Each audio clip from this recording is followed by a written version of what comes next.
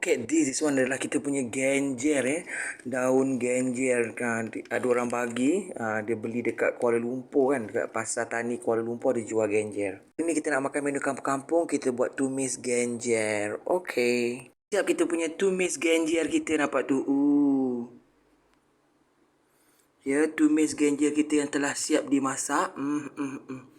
Delicious, dan kita makankan dia dengan ya, nasi panas dengan ayam goreng dan juga ada ikan kering. This one salted fish. So now let we mukbang. Mari kita cekikkan dia, okay? Look at this. Ini adalah kita punya genjer kita. Tumis genjer, nampak tu? Kita punya tumis genjer. Menu kampung-kampung. Very, very classic. Very, very miskin punya menu. Dan kita makankan dengan ini adalah kita punya nampak tu ayam goreng dan juga ikan masin ya, sempena-sempena. Hari ni saya makan menu kampung-kampung, menu yang very very cheapest dan amat susah. Okay, so tanpa membuang masa, marilah kita makan, marilah kita cekik. Kita rasa dulu kita punya sayur genjer ni. Lama nak dapatkan sayur genjer ni, kawan saya bawa daripada KL.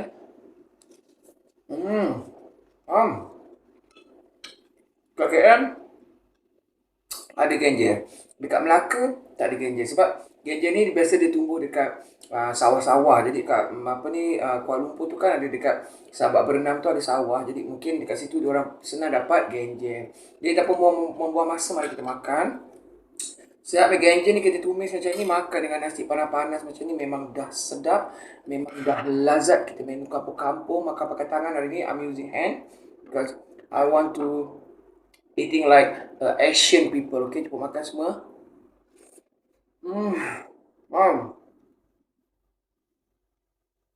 Amazing. Alright. So hari ni sambil-sambil kita makan, kita menyembang juga, ya. Menyembang tentang kita punya, saya fikir-fikir untuk jadi konten kita cerita pasal KWSP juga. Dan juga sebelum tu, ayam ni kita bercerita tentang ni bagi yang Omicron dengan Delta Omicron ni. Dengar sekarang ni semakin banyak negara-negara yang dilanda COVID-19 yang virus yang terbaru tu ditakuti juga ada kat Malaysia nanti kena lockdown lagi. Sebab banyak sekarang ni negara-negara ada yang telah menyekat sedikit demi sedikit lockdown bagi anda yang dah dapat belum dos penggalak, sebenarnya saya dah dapat dos penggalak tu untuk suntikan yang ketiga, tapi bukan saya tolak. Saya terpaksa tolak sebab pada hari yang ditawarkan tu saya kena pergi hospital HKL untuk membuat rawatan susulan saya selepas saya operation. Wow, delicious. Dan anda yang belum ambil dos penggalak, saya rasa mungkin umur 40 tahun ke atas tu didahulukan dulu. Ya, sebab dia lagi disarankan lah yang 40 tahun ke atas. Jadi kena ambil lah dos penggalak tu sebab bagus. Sebab sekarang ni dah macam-macam virus, takut kita nanti kena lockdown lagi. Kita tak mau lagi dah lockdown. Saya dah serik dah sebab dah 2 tahun hilang pekerjaan. Sekarang ni duit pun dah semakin kurang, simpanan pun dah tak ada. Kita bil macam-macam nak bayar. Dengan KWSP pun yang kita nak request pun masih lagi tak diluluskan.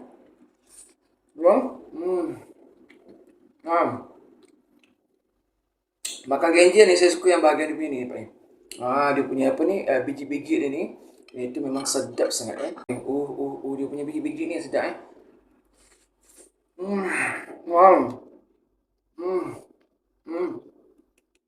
Enak. Gosh. So sekarang kita teruskan makan. Saya suka sesekali dapat genjer ni. Lama tak dapat genjer. Kita makan dengan nasi putih macam ni dengan ayam is very delicious. Saya sebenarnya nak bercerita untuk konten kita pada hari ni tentang wawancara yang dianjurkan oleh Scope MG yang ada Datuk Dr. Ashraf, yang ada Profesor Yusof dan juga Abang Zaid. Dalam video tu, dalam wawancara tu, memang saya menyokong sepenuhnya apa yang dikatakan oleh Datuk Dr. Ashraf dan juga Abang Zaid lah. Ya. Sebab dia memang pro kepada rakyat dan dia memang memahami apa yang disebut word by word, satu demi satu yang dicakap dalam wawancara itu semuanya betul, semuanya mata tembak, peng, semua kena. Dan semua rakyat bersetuju dan semua rakyat suka sebab dia memang berada dekat di tempat rakyat dalam keadaan sekarang ni.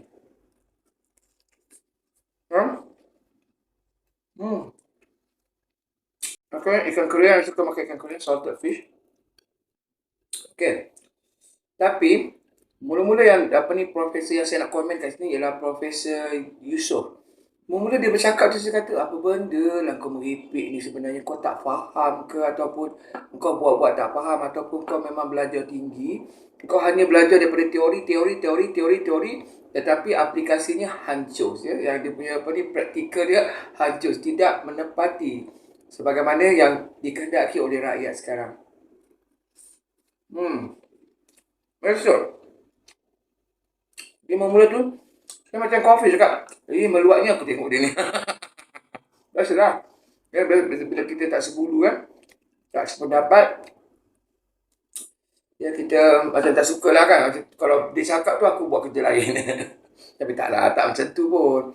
Bila dia cakap saya dengar. Tu yang ada satu part yang saya suka ialah di mana Profesor Dr. Yusof ni dia ada mencadangkan supaya jangan mengeluarkan KDBSP tetapi menambahkan lagi jumlah KDBSP yang ada pada rakyat.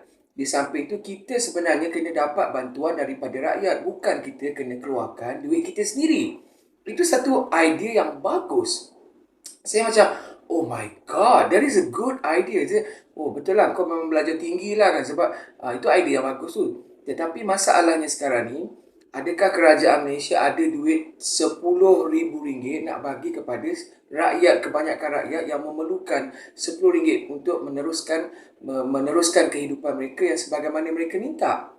Jadi adakah kerajaan sebanyak itu duit nak bagi pada rakyat? Percuma. Alah. Kan, mestilah kerajaan tidak memiliki duit sebanyak itu kan, nak bagi RM10,000 setiap seorang pencarum kan. Jadi saya ada terdengar dia kata kerajaan kena bagi dulu macam duit kepada rakyat RM10,000. Jadi bagi saya kan, saya nak bagi cadangan lah, sikit je lah cadangan kan. Sebab kita ni bukannya ahli pakar ekonomi kan. Kita hanya rakyat marhain, rakyat-rakyat yang biasa saja. Saya cadangkan kepada rakyat, kepada kerajaan, kepada rakyat, bagi pencarum-pencarum yang ada duit melebihi RM10,000 dalam KDBSP, bagi diorang pinjam. Pakai duit kerajaan dulu RM10,000.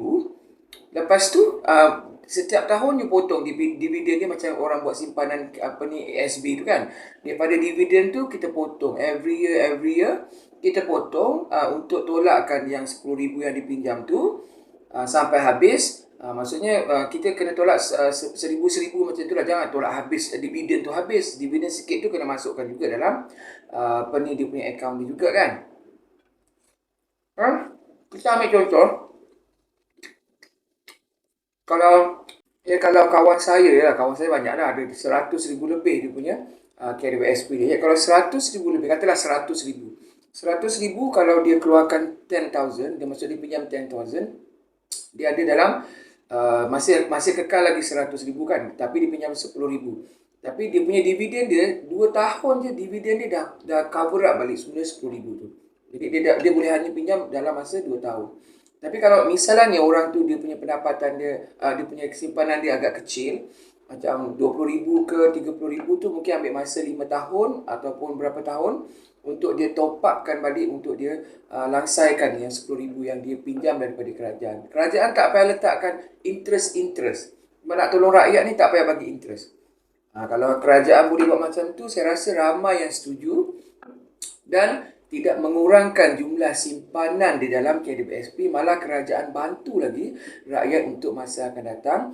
Dalam waktu yang sama dia diberi pinjaman untuk KDBSP. Jadi tak nampak sangat macam mengeluarkan duit sendiri kan.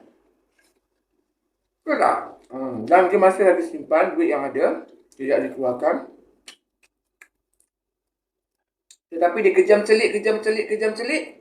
Hutang dia habis bayar, duit KDBSP dia masih ada lagi. Itu hanya cadangan yang orang kata very simple. Saya bukan orang yang pakar dalam ekonomi, but I think you boleh fikirkan juga kat situ kalau kata kerajaan nak tolong lah. Tapi kalau tidak, you luluskan sajalah yang 10,000 one off. Sebab itu memang seluruh rakyat Malaysia. Itu namanya kerajaan nak tolong rakyat. Betul lah tu profesor tu kata, macam tu okey. Bagi berapa yang kurang, kita tambahkan lagi berapa, bagi RM5,000 tambahan untuk mereka menyimpan di dalam KWSP. Sekarang ada yang aisaraan yang kerajaan nak tambah 250 tu.